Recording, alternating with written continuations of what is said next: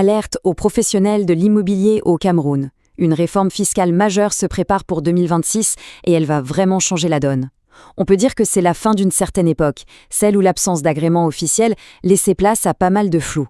Voyons ensemble ce qui nous attend. Le nouveau principe directeur, il est simple, il est clair. Si on agit comme un promoteur, on est taxé comme un promoteur. Point. Ce qui compte maintenant, ce n'est plus le statut sur le papier, mais bien l'activité réelle sur le terrain. Le fisc s'intéresse à ce qui se passe concrètement, pas juste au titre officiel. Alors pour bien mesurer l'impact de cette réforme, c'est important de faire un petit retour en arrière. Avant, on naviguait dans une sorte de zone grise, une ambiguïté juridique assez importante que beaucoup d'opérateurs ont su, utiliser à leur avantage.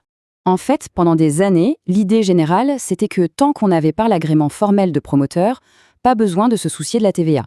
Cette interprétation a permis à tout un pan de l'activité immobilière de se développer en marge de l'impôt, ce qui a créé de vraies distorsions sur le marché et bien sûr un manque à gagner pour l'État.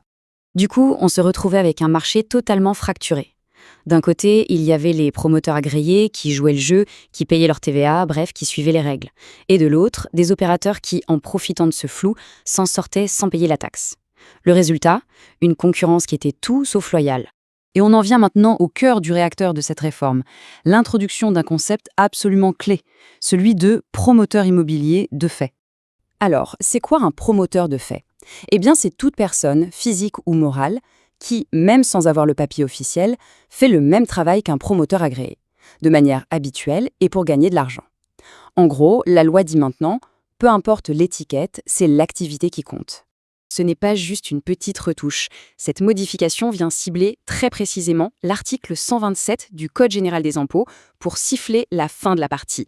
L'objectif est limpide, fermer cette brèche juridique et s'assurer que tout le monde est sur un pied d'égalité fiscale. Alors, concrètement, qui est dans le visor ? La liste est assez claire. On parle des SCI qui font de la construction-vente, des lotisseurs qui aménagent et revendent des terrains, des promoteurs d'appartements meublés ou encore des bailleurs de locaux commerciaux avec tout l'équipement. Si une activité ressemble à ça, elle est concernée. Bon, assez de théorie.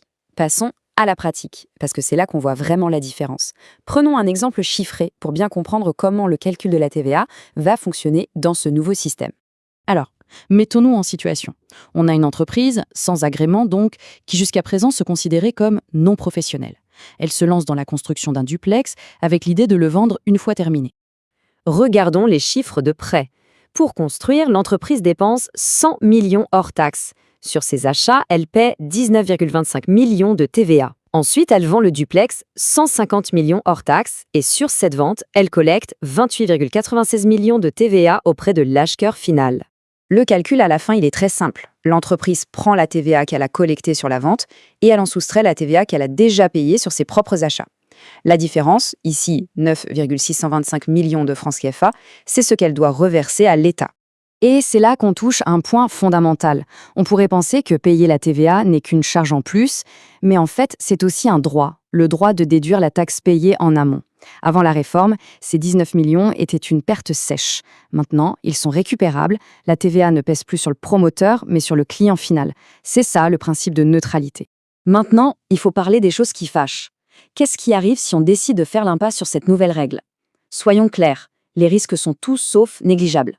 Ignorer la loi, c'est s'exposer à 3 gros problèmes. Premièrement, on perd son droit à déduction. La TVA payée devient alors une charge pure et simple qui attaque directement la rentabilité. Deuxièmement, on s'expose à un contrôle fiscal qui peut faire très mal, avec des rappels sur plusieurs années et de lourdes pénalités. Et enfin, on continue d'entretenir cette concurrence injuste. Face à ce nouveau décor, une chose est sûre, l'inaction n'est pas une stratégie viable. Il faut absolument anticiper. Alors, voyons ensemble les étapes à suivre pour se mettre en conformité. L'état d'esprit à avoir, il tient en une phrase. Ne pas subir la réforme, mais l'anticiper. Il ne s'agit pas d'être une victime du changement, mais bien de prendre les devants pour en maîtriser les effets.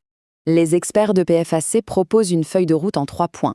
D'abord, s'auto-évaluer très honnêtement.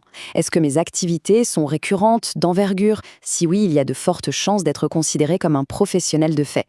Ensuite, choisir la transparence, s'immatriculer à la TVA pour pouvoir récupérer la taxe. Et enfin, étape cruciale, mettre en place une comptabilité carrée, en bonne et due forme, pour pouvoir tout justifier. On arrive au bout de cette présentation. La loi de finances 2026, ce n'est plus si loin. La vraie question qu'il faut se poser maintenant, c'est « Mon activité est-elle prête pour ce grand virage ?» Le compte à rebours est lancé. Et bien sûr, si vous avez des doutes ou si vous souhaitez faire un diagnostic complet de votre situation pour aborder cette transition sereinement, les experts du cabinet Profinance Audit Conseil sont là pour ça. Leur contact s'affiche juste ici